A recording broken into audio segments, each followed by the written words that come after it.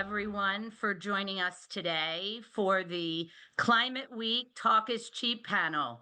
We have a lot to discuss. I'm honored to introduce our panelists who are taking the time out of this very busy week, so thank you all to participate. Vicki Glazar, Managing Director, GE Healthcare Foundation. Noah Horton, Chief Growth Officer, Greater Good Charities.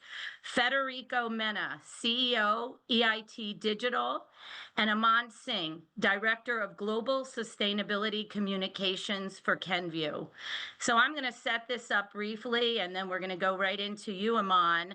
I was reading just last week that this is a record government engagement and corporate showing at Climate Week with over 1,000 events now taking place throughout the entire week. So we're gonna dive right into this, Aman. There's a lot going on. Climate Week is a media spectacle, a chance to put the spotlight on climate action in a big way. And this is far from your first Climate Week, both with Kenvue and when you were leading up communications at Walmart. So tell us, as a communications professional, how do you think through your strategy for these high-profile moments? And second, how do you measure real impact on the ground beyond commitments made at these events? Because we want to really focus today on ideation to action. So tell us, Aman. Thank you, Amy. Thank you for having me. As you said, in the middle of a very busy week, today is day 3 or day 4 for some people because events started on Sunday for some. So definitely I can feel the busyness of the week. I think there's a couple of things I want to say to respond to your question. One is these giant multi-host moments that have become part of our sector now are really useful if you know what you want out of them, getting into them. They take a lot of diligence and prep and research and collaboration. So I say for any communicator or any sustainability team looking to do it right, you want to go in with very clear objectives. What do you want to get out of the week? Because you could be in a lot of events and you could come back and just be very intellectually overwhelmed and not have any idea of what you actually learned or gained that week. So I always start with identifying where are we this year as a company and our strategy, and then how do we want to show up and how will it matter? So that's kind of some of the guiding principles for Kenvue. And quickly, for those who may not know, Kenvue recently spun off from J&J, consumer health company, maker of brands like Aveeno, Neutrogena, Listerine, Zyrtec. So across skincare and OTC, our perspective this year is people know our brands, people don't know Kenvue. They knew us as J&J. So what we want to do this year is just introduce attendees for Climate Week and UN General Assembly to just learn about us. Who are we? What do we stand for? What's our purpose? Why are we a healthcare company? What does that look like? Now that we are not a pharmaceutical company. And so we are showing up intentionally with that perspective. It's not the year where we are going to main stages. It's not the year where we are making loud declarations or setting new goals. Our goals are set. Our strategy is set. What we want to do is tell the community, here's what we do and here's who we are. And so that means this year we're doing what we're calling a Kenvue Care Lounge, and it's a little bit out of the box. What we're going to be at Nest Summit, which is one of the larger venues for the week, and we're going to have just a dedicated space for people to actually take a break from the week. It's going to be very simply designed. It's going to be quiet. There's going to be charging opportunities for laptops and phones, and it's truly for us to activate our purpose, which is to realize the extraordinary power of everyday care. And so if we want people to understand what that means, for us, that means self-care comes first. And so we are offering the lounge to attendees to truly just take a break, re-energize, refresh. They'll be very light. There'll be no advertising. It won't be a pitch booth. It will truly be a quieter space for you to just compose yourself. So that's one piece. The second piece is we are spreading our sustainability team across the week, but intentionally to be in the right rooms for the right conversation. So we've prioritized the topics we think we have a perspective on. And so we've identified opportunities where the conversations will be either Chatham House rules or there's a very clear outcome identified, whether it's plastics reduction or getting to net zero or scope 3 or what have you. So we've been very intentional with how we plan the week. They're really important points, Aman, because as I said, with 1,000 events plus, you have to be very strategic about where you show up and why, and is what I'm hearing, and how that aligns both to, business and societal impact at the end of the day. Yeah, and you want to be sticky and you want some ROI, right? So, Yes. you want to be there for the right reasons. You don't want to be there just for the sake of being there. So I want to pick up on something you just said with Vicky, which is, I'll phrase it a little different, but hallway conversations and the importance of informal connections at these events, right? Which are almost as important, if not more important, as official sessions, as you mentioned, Aman, right? The high profile events versus maybe the smaller opportunities to network. So Vicky, GE Healthcare is hosting a panel this week connected to the UN General Assembly with your partner, the Business Council for International Understanding. So talk a little about your event, and you've done one in the past as well. But from your perspective, how do these face-to-face interactions between diverse stakeholders build the trust that's necessary then to take action and create real change? So how are these meetings setting the stage for that? Yeah, Amy, that's a really good question. We feel like one of the things that we can provide as a foundation is to act as a convener, bringing together multi-sectoral partnerships, because we know that nobody alone can solve these problems. Our foundation focuses on maternal and child health care, and our mission is to increase access to high quality health care for moms and babies around the world.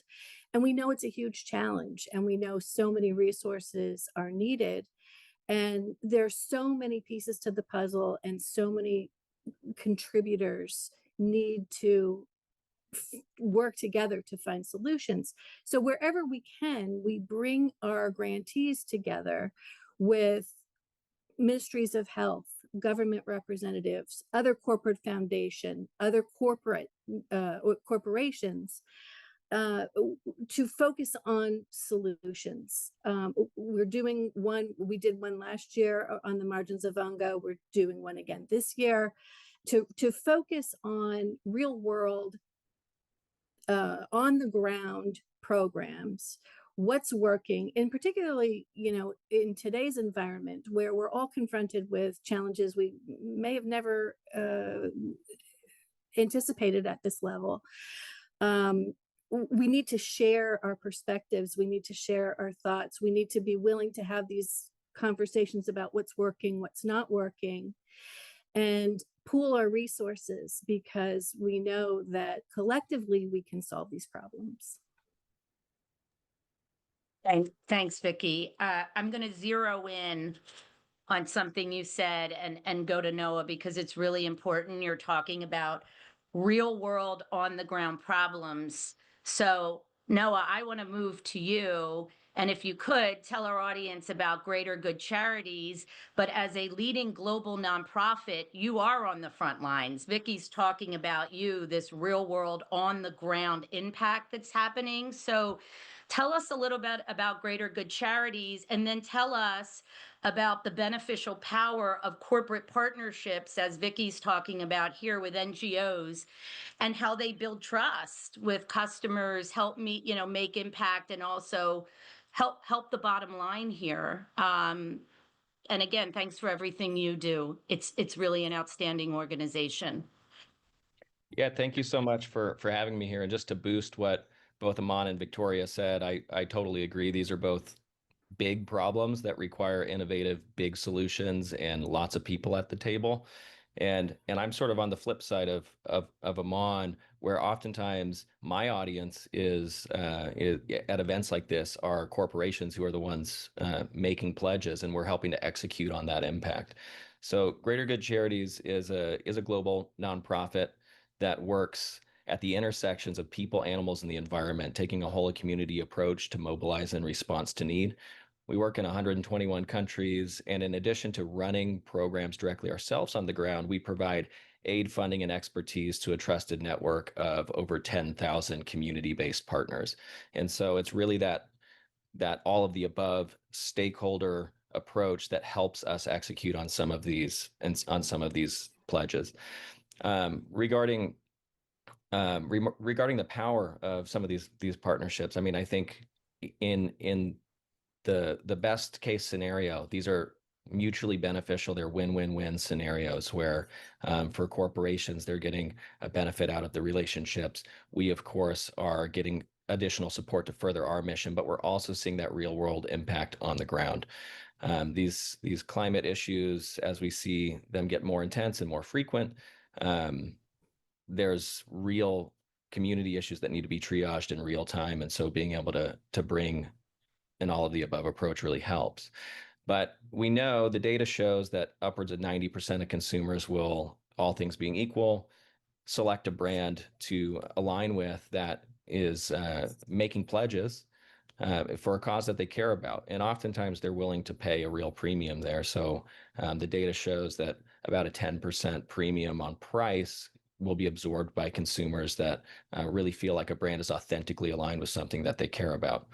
And so that's what we help to do as a part of these corporate partnerships. We help to work with that trusted network of partners and our staff on the ground to ensure that funds are stewarded appropriately and that projects are implemented in a way and tracked appropriately so that we can validate some of those claims that our corporate partners are making and bring that change to life. Yeah, that's so important because we're talking about consumers having their eye on supporting brands that do good and prioritize this. And they're so smart and savvy because they're not only looking for the commitments, to your point, Noah, they want to see that measurable impact. They want to understand, and your organization helps to do that back to the topic of this panel, right? Talk is cheap, that companies are making these commitments and there's clear communications around the fact that they're delivering on the promises. So I appreciate you pointing that out. So Federico, we're going to change gears just a bit here with you because we can't talk about climate impact without talking about technology and climate technologies in this moment. So EIT Digital focuses on innovation and entrepreneurship in Europe. From your perspective, how can emerging digital technologies help move climate pledges from concept to measurable impact? You know, continuing this conversation about measurable impact, and what role do entrepreneurs play? I mean, we know this week too, when you look at the makeup of who's participating, there's a lot of innovations that we'll be talking about. So tell us a little bit about that, Federico. Yeah, hello everyone, and thank you for the invitation. I'm really happy to be here. Let me first tell you what is EIT Digital. We are an ecosystem of about 350 organizations that are driving digital technologies across Europe. This includes corporations like Bosch, Siemens Electronics, typically European companies, technical universities, research and technology organizations, and many startups and SMEs.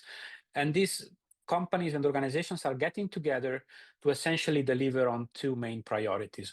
One priority is about building the next generation of digital leaders and making sure that the digital transformation or technology doesn't leave anyone behind. So essentially, through our master programs, we build a new generation of leaders that are understanding technology, but are also able to deploy this technology in economy and in society in an impactful way. And for those that are already having their own company, or they are already on the job market, then we allow them to keep the pace of the transformation, not to be left behind.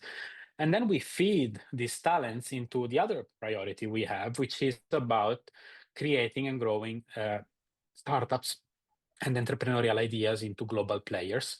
And we do this at all levels of the entrepreneurial journey. So we start from programs that have, from an idea, create a company and then scale that one, or we help those companies that are already established, maybe in 1 or 2 European countries, in scaling at the European or also global level. And that's where I can answer to your question why entrepreneurs are so important, the startups are so important for climate change, and tech startups especially. And here I would like to, I have 2 comments.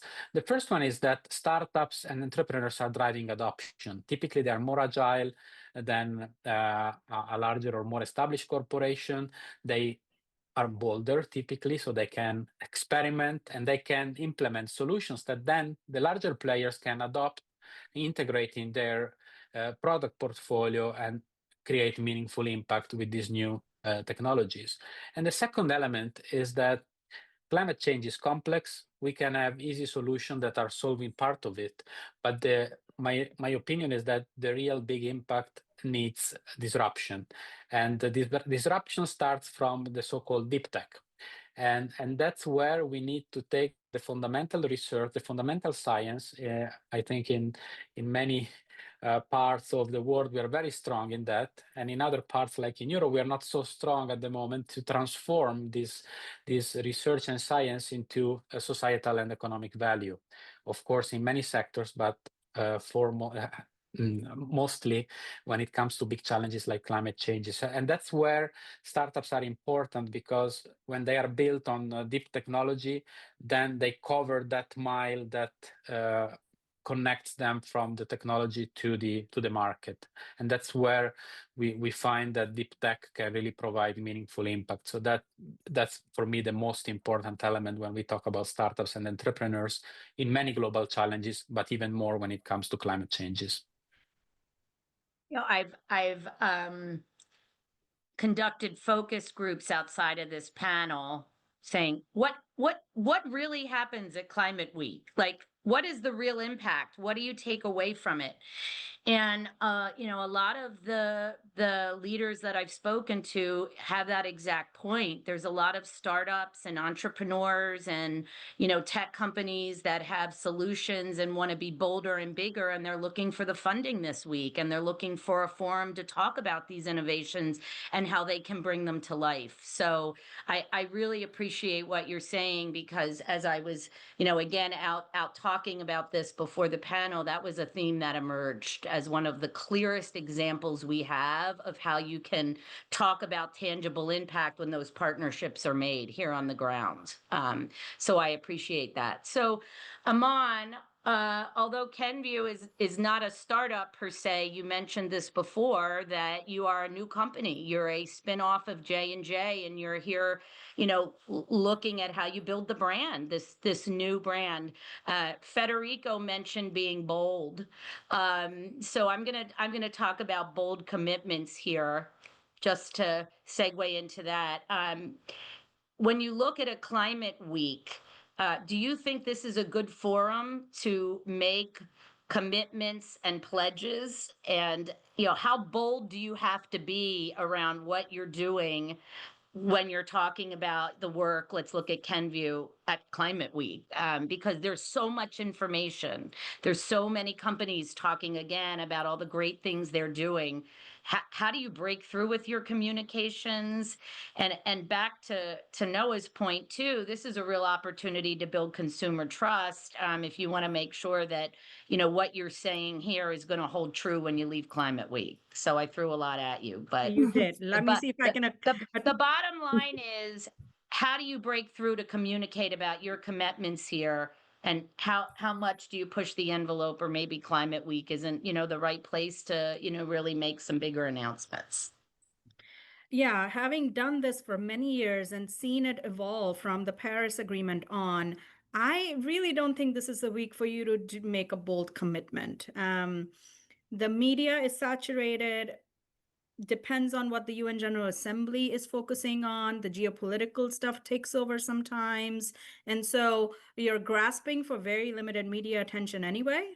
And so I feel like the ROI is not there on the news that you want to get for something that, you know, took probably months or years to get ready for, you know, in terms of a new commitment for a company. So I really do think Climate Week, even the COPs, are moments for us to be there for the right reasons. And that is truly to move the needle forward, get in the right rooms, take advantage of a global community being in one place, and work on what is the collaboration we need. What are we not getting right? There's thousands of people working on these issues today, cross sector. What do we need to do to actually move the needle forward? I think is the true ROI for me on this. Of course, there's a reputational aspect, but I think it's really much more the substance. How can we really use people in one city for that week, that brain power, that brain trust, to have those conversations that then allow you to plan for the next year. You build on that momentum and those conversations, and it allows you to move forward. So for me, even though I'm a communicator, I think it's more in that strategy realm. And that's why, as I said, the Care Lounge for us is our way of being sticky. It's different. Yes. It's counterintuitive, but it's really close to who we think we are as a company as we grow up. I joke we're a startup with 20,000 employees, right? Because our brands are well known. Some of them are over 100 years old, but we are still a new company. So there's a level of agility that comes with that I certainly can appreciate, given some of our peers. And the last thing I'll say is, like, before this, I was at Walmart, as you mentioned in the introduction. And even for a company that size, Climate Week was always a moment to have the right meetings, to be in the right rooms. And how we would show up as Walmart looked different every year. 2 years ago, we decided we want to the consumer trust piece, really break out the wonky part of climate and really do something that makes sense to the average person. So what we ended up doing was we worked with NIFWIF, the National Fish and Wildlife Federation, to do a live demonstration of soil health. What does bad soil look like, and what does regeneration look like? And we worked with them, and God bless the people at Javits Center who helped us with plumbing and shower heads, and we had no leaks.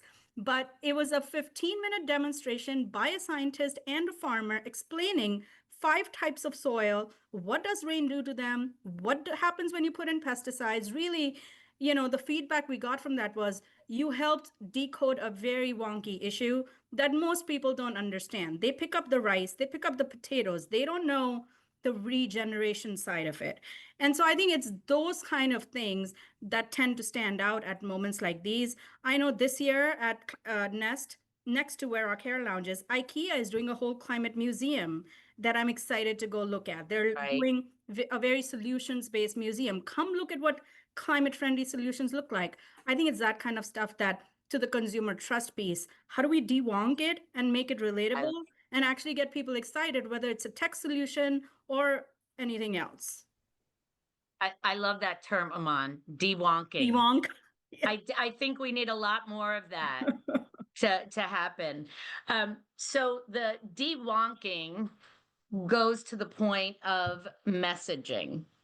And Vicky, I'm going to go to you, because I think what happens a lot of times too is, in your case, Aman, you're talking about experiential events and things, right? But I'm going to go back to the messaging, Vicky. Companies are doing one thing and, saying something else. I mean, there's a lot of, again, talk going on.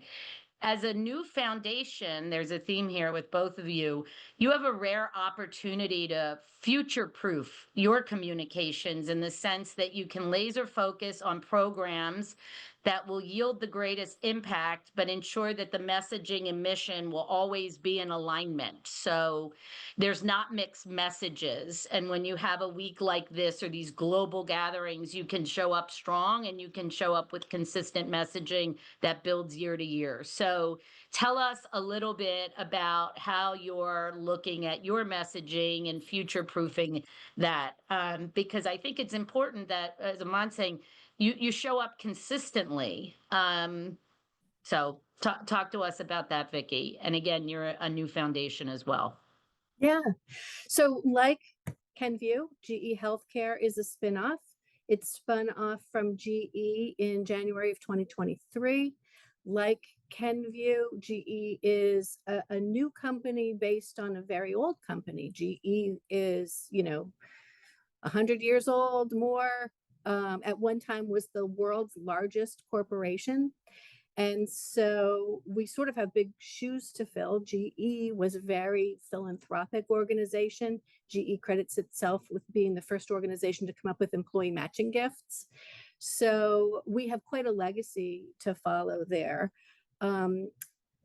As you say, Amy, sometimes companies say certain things and do other things. As a new company, establishing our reputation, and as a new foundation, which we launched last March, we wanted to be known for integrity and for doing what we say. And so we also had a unique opportunity to build the programs from scratch. It is not often that a big corporate foundation has the ability to do that. So we were creating our grant portfolio from a blank slate, and we wanted to be very authentic to the company. And we spent many, many months narrowing that down to what that is, what and where can we provide the most benefit from a philanthropic point of view with the unique resources and assets that we have as a company. So ultimately, we landed on maternal and infant care for many reasons, one of which was that there was that legacy from GE, very well-known and trusted company globally in the ultrasound world, as well as infant incubators and patient monitors. So we chose that topic knowing that we would be able to leverage the expertise throughout our organization to help our grantees with their mission.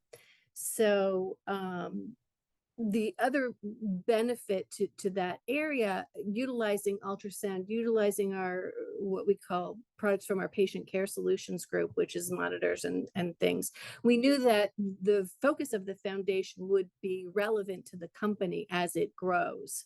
And so it was future proofing in that regard, in that we will always be able to talk from an authentic place about the work that we're doing, knowing that the focus of the foundation is something that's informed by the expertise and the assets of the company.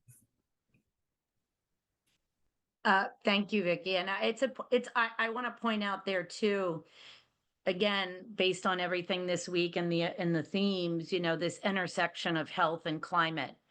And, focusing, and I appreciate what you've done to your point, and you've given us a lesson here on how do you focus to go deep for the greatest impact when you're building a foundation, and then how do you ensure that your messaging is strong and right and can be future proofed as you move forward. Because, again, how does it break through? So Noah, talking about health and climate, what's so impressive about Greater Good Charities is your scale and your ability to mobilize quickly in situations, act fast. So tell us, if we're talking about climate action, what lessons have you learned about driving scalable action across communities with limited resources? Talk a little bit about your model there. Sure. Before I do, I have to say that I've learned from this conversation that I need to follow Aman around and participate in whatever fun stuff that she's got going on with her companies. That soil demonstration sounds amazing. I love the concept of taking really complex subjects and then breaking it down. That's great. And then Victoria, just to boost what you were saying, that this concept of looking at that intersection between how health and climate interact, because these are whole community problems. I'll say I'm going to answer this in a few different ways. I think Amy, but yes, first, please. Yeah, first what I'll say is just, trust has been a big theme here, and I think anybody who represents a brand understands that all you really have is the trust. That's the foundation for everything that you do. And we're very proud of the fact that we have both platinum seals of transparency on charity watchdog sites like GuideStar, and also 4 stars on Charity Navigator. We work really hard to maintain that level of transparency, and we make sure that we do what we say that we're going to do. And so, but you learn without proper vetting and proper reporting mechanisms in place that Oftentimes it's easy to think that you're doing one thing and to get a different outcome. So for anybody who's been involved, I'll give a simple example for anybody who's ever been involved in tree planting projects, which is a common thing amongst many companies that make climate pledges. It might be a lot cheaper to purchase seeds versus purchasing saplings, but your impact at the end of the day is wildly different. So you might be able to make that initial claim that, oh, we planted 10x the amount of trees that we otherwise would have. But if you are actually tracking that impact down the line, the survival rate is really low. And so it's just making sure that you have projects that are set up properly and can properly be tracked over time so that that true deep impact can be measured. The other thing that just really excites us, and Climate Week is a good example of this, being able to talk with a lot of like-minded organizations in the public sector, private sector, other NGOs. What are those innovations that people are doing? Because we really do believe in starting with listening, everything that we're doing, and co-creating with others to come up with innovative solutions, because the problems of today aren't the same as yesterday, and they won't be the same as tomorrow. So to give an example of that, speaking of some of the immediate impacts of climate change, we do a lot of disaster response. And one of the things that we were seeing happening over the past several years is when a big hurricane would come in, particularly in the southeast coast, but also things like wildfires in California. There was this big need that opened up, which is that the forage for pollinators was wiped out, and so you saw that both domesticated honeybees, but also native pollinators were starving. And so we were able to come in and work with some corporate partners and ensure that we were able to provide some triage support. But then through doing that, we realized, oh, this is much bigger. There's a humanitarian economic issue here for beekeepers who are affected, and there's a long-term community sustainability issue. So it started with research. It started with an immediate response, but then it's quickly turned into a longer-term program, providing recovery support, and then also starting to work with more and more stakeholders to figure out how we can do more and more to protect and preserve pollinators, which is a great indicator species for the health of any ecosystem. And so that's an example of our approach. It's fill the gap in need that's immediate, but then keep listening and then figure out how you can iterate to have deeper and deeper impact globally. Thanks, Noah. It's such impressive work. And just to recap, and then I'll go to Federico. The themes of trust, as you mentioned, we've talked a lot today about the purposeful meetings at the Climate Weeks, the where, showing up, where, why, having a purpose for everything you're doing and who you're meeting with and what is going to be the outcome, Aman. Noah, you're talking about scale here and building impact for scale.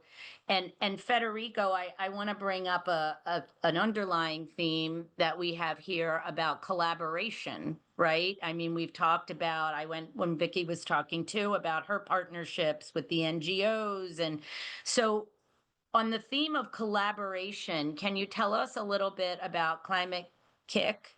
And also in your space, how are you all collaborating? How are you collaborating with other companies or other organizations to move the needle forward on the climate tech space and field? Yeah, sure. So you mentioned Climate Kick, which is our sister organization. Yeah. We are born from the same framework from the European Commission 15 years ago, with the mission of driving technology to solve global challenges. In my case, it was digital transformation. In their case, is really the climate change. Obviously, through digital technologies, we also address other challenges, and one of them is climate changes, energy transition, and so forth. So we collaborate a lot, given our horizontal role, with the other sister organizations, including Climate Kick, who is very successful in driving programs across the globe. They're not like us, we are becoming more and more global players rather than just European, and they're very successful in driving large-scale transformation program to address climate change. How do we work together? We are independent from each other, but we are obviously coming from the same framework. We develop programs where they bring the expertise in climate changes, also the framework to measure emissions or the impact of their technology on the climate change, and we bring the technology and the talents on the digital side to develop solutions together. We actually started this year a program that we call Climate Tech Connect, which is exactly in a single program the ambition to create companies from ideas of our students that are addressing through the use of technologies the climate change. So it's exactly a very good representation of what I said in my previous answer about how we drive technology from, let's say, science to market. Beyond Climate Kick, obviously, as I said, we are an ecosystem ourselves, so we have a lot of corporates, universities, and RTOs in our network, and we always work together. So we don't work in isolation. With, as I said, climate changes are big challenges, and they require concerted efforts. So our ambition is always to bring all of them together, and through open innovation programs, open collaboration, we act as a multi-stakeholder platform where everyone can come and contribute. And that's extremely important, because without having this trusted platform, typically this collaboration from players that maybe would be competitors without this platform in between, maybe the collaboration wouldn't be so effective. So that's in a nutshell how we work with others. It's interesting because we don't like to use the word competition in this space, right? Because we're all working towards a common goal. And this is the one time when I think everybody can come together, because not one company, not one nonprofit can solve it all. It's the sum of all of our collective impact. So time flies. Wanted to just do a quick round robin, if we can, and I'll start with you, Aman. Any concluding thought on how individuals, organizations, government companies can help bridge the gap between talk and action? One piece of advice: show up where you can add value and learn something as well. Hey, Vicky. You know, Aman made me think of this, and I think this is a good tip. These big convenings are places to make connections, but make sure you follow up on those connections. Yes. Don't just move on to the next thing. Keep a list, make a concerted, intentional effort to keep up those relationships, because that's what it's all about. Noah, beyond these big global convenings, how do you translate talk to action? So I think it's similar to what Aman said, is make sure that you're in a place where you can add value. It's really important to know what not to do, just as much as it is where you think that you can have real impact. There's space for everybody to contribute here, so it's making sure that you can authentically deliver on what you say you're going to do. And so I think that's the critical piece, and that's why we need partnerships. It takes many hands to make this work effective. Federico, last but not least. I agree with all what has been said before. So I would like to add one small ingredient: is combination of talent, tech, and trust. With those three ingredients, of course, on top of collaboration and all the rest, I think we can really transform pledges into verifiable actions. Thank you. Thank you all. This is a very important conversation. I'll end where I started. We're all running around this week. There's a lot of activity. If you're not here, someone from your team is. There's a lot going on, and I appreciate the time that you all gave today to pause and say, to what end? Why are we all here? And how are we going to continue this momentum and all this excitement that's generated around this week as we move forward? And I thank you all sincerely for your contributions, climate, sustainability, and beyond. So thank you all so much.